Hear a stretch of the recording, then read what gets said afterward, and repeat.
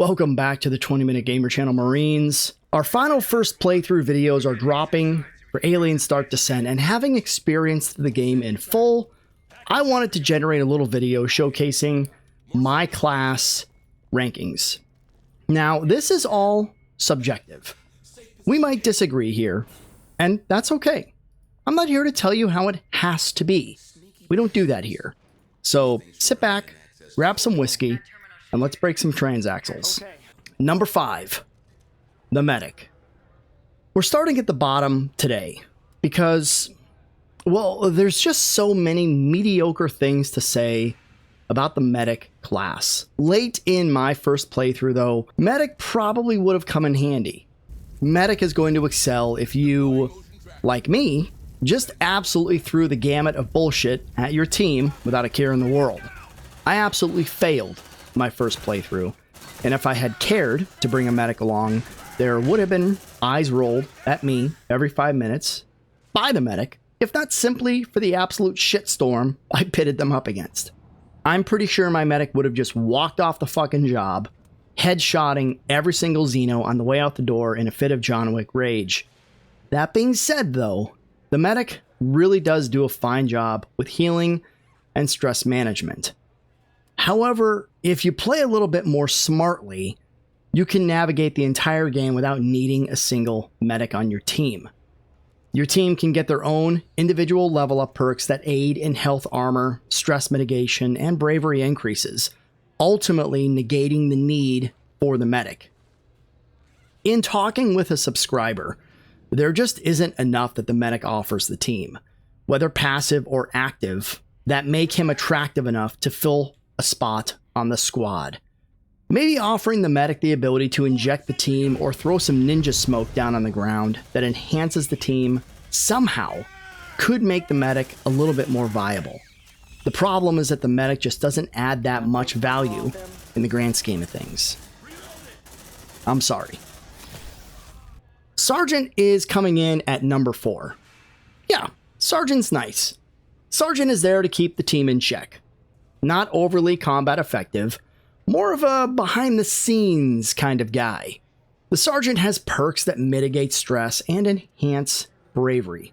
All things which are nice and wanted, but not necessarily needed. During Onslaught, the Sergeant is going to be helpful with reprimand, making sure that your team doesn't experience any additional stress for that moment. His honor ribbons also offer that extra squeeze of bravery to your team to aid in preventing their wills from absolutely shattering in the overwhelming odds of Xeno exposure. Yeah, he's number 4. If you've got the space, the Sergeant's going to fit in just fine.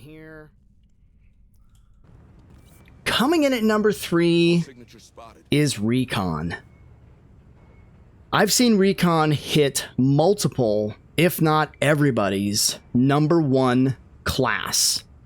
But I couldn't disagree more. Hear me out. Here's my thought process on this. Recon is good in wide and unobstructed areas.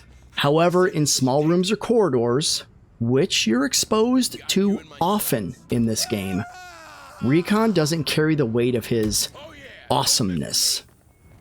It feels like everyone sees Recon as this Sam Fisher, Agent 47 super sleuth who carries the entire team.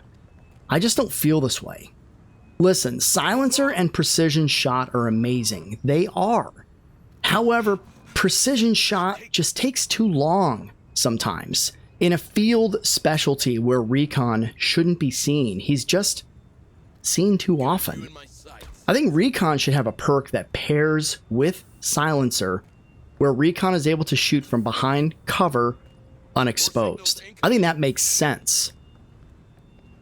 He should drop that barrel on whatever he's behind anyway to be able to stabilize his rifle. I have far too many experiences where Recon has to pop out and barely gets the shot off, or doesn't get the shot off in time. It also feels like you're left juggling your team movement so that Recon has that line of sight. They should allow precision shot to be made from anywhere, and then auto move your Recon element to take that shot. They do it for picking up tools or ammo or hacking doors. The perks and benefit that Recon bring can be frustrating to implement, and it's just not perfect enough for me to say that Recon is the best. Now, one slot is always reserved for my Recon element. Don't get me wrong, the fast walking, additional detection time, and precision shot definitely come in handy. I will use them. As well as those longer corridors, being able to shoot silently, it's a nice touch. Recon should be on your team, but he's very middle of the road for me. Coming in at number 2 is Gunner. Now, the reason the Gunner edges out the Recon for me is that the Recon is really more viable in later missions, and I don't feel like he has as much effect early on. Additionally, the passive skills or upgrades gained by the Gunner, to me, far outweigh the passive skills gained by Recon. Here's the thing. This is not a combat-focused game. However, there is a combat focus. And when that combat happens, which can be a lot, the Gunner takes the cake. The dismemberment chances, slow suppression ability, and additional accuracy gained by the Gunner are invaluable to the team. The combat element still exists, and having 1 or 2 Gunners on your team will change the very dynamic of those rush engagements. To me, the amount of onslaughts that this game throws at you at times, Recon doesn't hold a candle to Gunner in supporting your team during those onslaughts. That's just my opinion, and that's just my experience. Now that leaves the number 1 spot. Coming in at number 1 is the Tecker. And if I'm honest, the Tecker, in my opinion, is the most valuable member of the team. Both utilitarian and combat effective. At max level, the Tecker is able to run the pulse rifle, heavy pulse rifle, and the plasma rifle. He gets access to a drone that in the heat of the moment does have the ability to engage in combat. If you're in an onslaught situation, that's additional firepower that you didn't necessarily have before. With the exception of the Gunner and the Recon, there is no weapon or utility that the Tecker can't use. Naturally, the Gunner gets the smart gun and Recon gets the sniper rifle. But on top of all of that combat focus, the Tecker is also the only one that can unlock doors with that Tecker symbol, and the Tecker also has access to that drone which can weld doors. This alone allows you to funnel Xenos wherever you want them. You don't just have to weld the door that you're resting behind. You can choose to tactically weld other doors for the benefit of rerouting Xenomorphs. On top of that as well, the drone also provides reconnaissance benefits that the Recon element doesn't bring. Tuck away and use that drone to scout through open doors and rooms. Technically speaking, there is no other unit that you need to deploy with. You could deploy with 5 Teckers and have all the general perks of the previous 4 classes. I'm not wrong. Great stuff. So there you have it.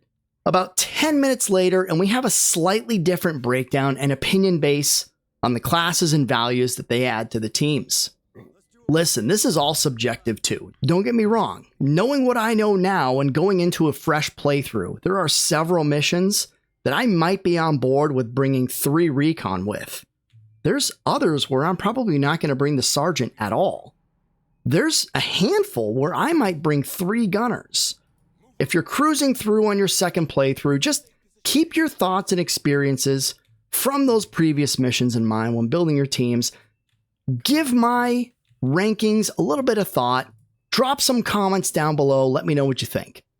Lock and load, Marines. Nick out.